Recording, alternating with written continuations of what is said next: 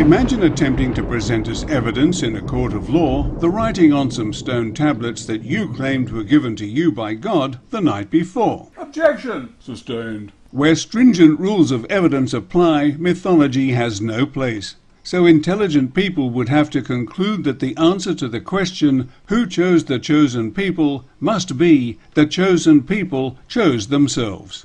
Not long ago, the Jewish writer Gideon Levy wrote a piece entitled "Jewish People Are Just That, People and Far From Chosen," which was critical of how literally many Jews take this overt statement of superiority. But in conclusion he wrote, "We should of course continue to read the prayer, 'You have chosen us.' It is part of the Jewish heritage." It is also perceived by many people who are not Jewish, and therefore not chosen, as an insult. If you teach young people that they are superior, then that is what they will think they are, and they will act accordingly. It is little use trying to tell them otherwise after the damage has been done, and this kind of thing is not helpful either. Quote, "Goyim were born only to serve us. Without that, they have no place in the world, only to serve the people of Israel." And it is quite clear that these prominent Israelis have not been falling over each other to distance themselves from this detestable person. And when Benjamin Netanyahu spoke these words to a joint session of the United States Congress, "No distortion of history can deny the 4,000-year-old bond between the Jewish people and the Jewish land." It was quite evident that the mythology of ancient prior possession was quite acceptable to his audience as the dominant factor in Israel's expansionist plans. Is it because so many Zionist Jews really do believe that they have a God-given right to rule that so many countries are awash with influence-peddling organizations such as Friends of Israel and AIPAC and are dominated by Jewish ownership of the news media? Yet despite all that, Jewish commentators are forever complaining about a rise in anti-Semitism, claiming it is a surrogate emotion for Zionist Israel's appalling treatment of the Palestinians and disregard for its Arab neighbors. But the fact is that these feelings are aimed at Zionist Israel, and for very good reasons. They are not anti-Jew per se. But in this blatant admission, a former Israeli minister explains how the deception works. It's a trick. We always use it. When from Europe somebody is criticizing Israel, then we bring up the Holocaust. When in this country people are criticizing Israel, then they are anti-Semitic.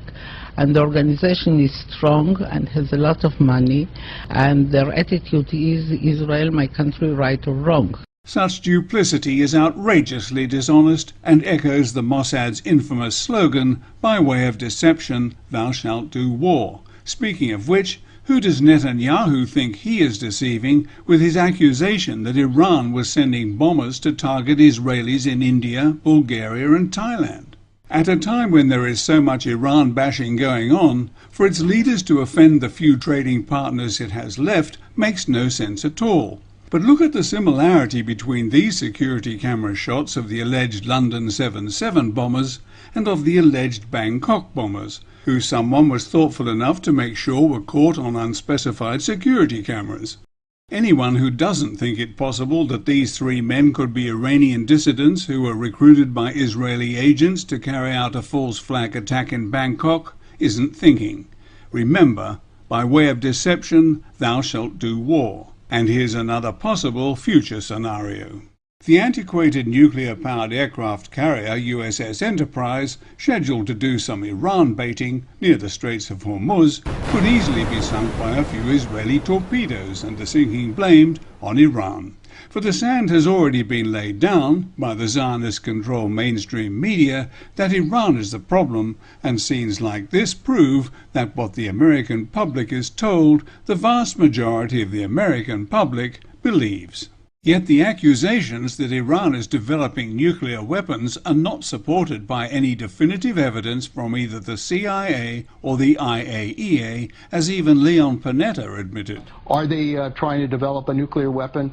No, but we know that they're trying to develop a nuclear capability. Damned if you do, damned if you don't. While these vicious grown-up bully boys and girls financed to their lofty positions by tainted money, pile sanction upon sanction on Iran because it might dare to develop its own nuclear deterrent against Israel's rampant aggression. Yet they all know, thanks to this man, that Israel has had nuclear weapons at least since the mid-1970s, but will not openly admit to it. While Iran, which has attacked no other nation in living memory, is made the subject of distortion upon distortion. Its president denies the Holocaust and threatens to wipe Israel off the map. Iran's leaders deny the Holocaust of the Jewish people while calling for the annihilation of the Jewish state. These men, whose standards of honesty should be impeccable, have misrepresented certain statements made by Iran's president. When applied to the Jewish Holocaust, the emotive words denial and denier are deliberately misused. Compare that with the Titanic disaster. When doing research to find out why it happened and who was to blame, no one is accused of denying that the ship sank or that many people died. So why is research into the Holocaust illegal in Austria, Belgium, the Czech Republic, France, Germany, Israel, Lithuania, Poland, Romania, Slovakia and Switzerland?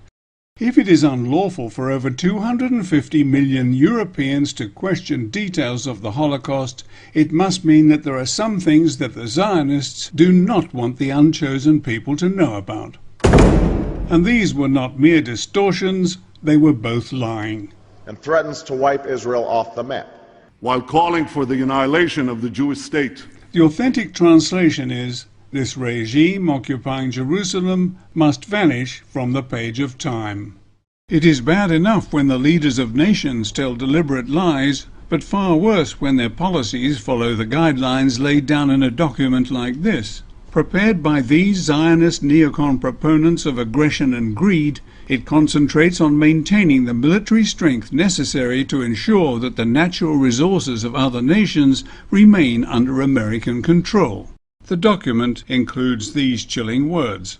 Further, the process of transformation, even if it brings revolutionary change, is likely to be a long one, absent some catastrophic and catalyzing event like a new Pearl Harbor. Whether prophecy or foreknowledge, long before the events of 9/11, the United States led an act of international terrorism which is almost beyond belief. In the aftermath of Operation Desert Storm, trade sanctions aimed at punishing one man included banning the sale of many life-saving drugs, which resulted in the deaths of at least 500,000 Iraqi children. We have heard that 500,000 children have died. I mean, that's more children than died in Hiroshima. And you know, is the price worth it? I think this is a very hard choice, but we think the price is worth it. Worth what? Where on earth do people learn to do calculations that balance the suffering of little children against what they obviously consider to be some greater good? In church? Or in a synagogue?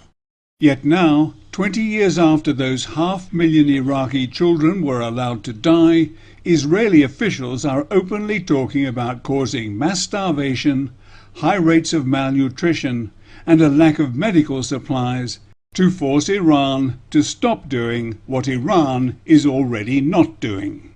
The number of Iraqi children virtually murdered by sanctions epitomized a grotesque biblical concept, and now Israel wants it repeated on Iran. For I, the Lord, am a jealous God, visiting the iniquity of the fathers upon the children unto the 3rd and 4th generation of them that hate me. People who believe in that kind of claptrap are not averse to doing a little hating at ground level either, and show no compassion for the lives and feelings of those who are, according to them, unchosen. And this sort of Israeli behavior has been virtually continuous since the Nakba. 64 years of desperate Palestinian hope, buoyed up, then crushed by countless United Nations resolutions which have come to nothing. Blocked or sabotaged because the most powerful nation in the world is Zionist control. Yet Benjamin Netanyahu, when addressing the US Congress, stated, This is real democracy. which could not be further from the truth. America is not a democracy, it is a bribocracy, in which the people who chose themselves are doing the choosing for everyone else. The United States is controlled by Zionists for the advancement of Zionism in a self-perpetuating feedback loop which ensures that American taxpayers are paying for their own political enslavement as well as for the ethnic cleansing of what used to be Palestine. Ask yourself this. Having seen what Israel has done and continues to do to the Palestinians, stealing their land, bulldozing their homes, destroying their orchards, their olive groves, ruining their agricultural land, walling them in and threatening them on a daily basis, killing their children, viciously breaking up peaceful demonstrations, why would anyone want to be a friend to the people who are perpetrating these crimes against humanity? There are two possible answers to that question. Those who accept such behavior without batting an eyelid are sociopaths themselves, or those who accept such behavior and who are not sociopaths are being pressured into turning a blind eye to the atrocities and injustices being perpetrated by nuclear Zionist Israel against the Palestinians. And these people are perfectly willing to keep that blind eye turned while Israel attempts to coerce the United States into punishing Iran for something that it is not doing, but which Israel did about 40 years ago, develop nuclear weapons so it can threaten anyone it feels like threatening. The reasons why we are now living in this insane world of international double standards can be explained using two words. The first one is bribery. The offering, giving, receiving, or soliciting of something of value for the purpose of influencing the action of an official in the discharge of his or her public or legal duties. The second word is coercion, the practice of forcing another party to behave in an involuntary manner by using threats or intimidation. The emotive words in the Declaration of Independence, "We hold these truths to be self-evident," refer to the existence of an innate sense which resides in all decent people, an instinct about what is right and what is wrong. No matter the nuances within the laws which govern election campaign contributions, lobbying, and the propriety of its politicians, it is self-evident that for a foreign nation to hold total sway over the legislative body of the most powerful nation on earth must be wrong. When an excess of Zionist organizations exists across the globe, led by AIPAC, which has been called Israel's fifth column in Washington, what methods other than bribery and coercion would reward the Prime Minister of Israel with 29 standing ovations when his perpetual stance is one of aggression and seeming total lack of understanding as to why his nation is regarded by just about anyone who is not being bribed or coerced into supporting the pariah state of Zionist apartheid Israel as the biggest troublemaker in the world today? To understand the consequences of this craven grovelling, hearken not unto Netanyahu's words, rather look upon some of his nation's recent deeds and juxtapose them with the almost unanimous approval of the United States Congress. Zaytun, flattened by Israeli bulldozers. But in this house, they'd herded 100 members of the Samuni clan. And then they shelled it, killing 49 of them.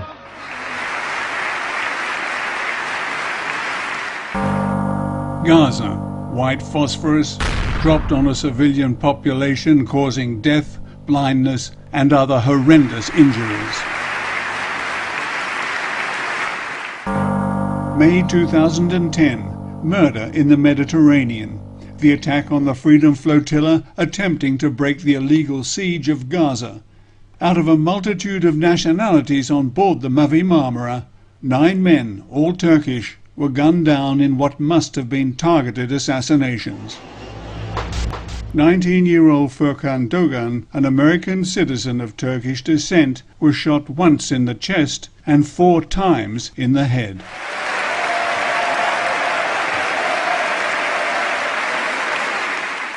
Do I need to continue?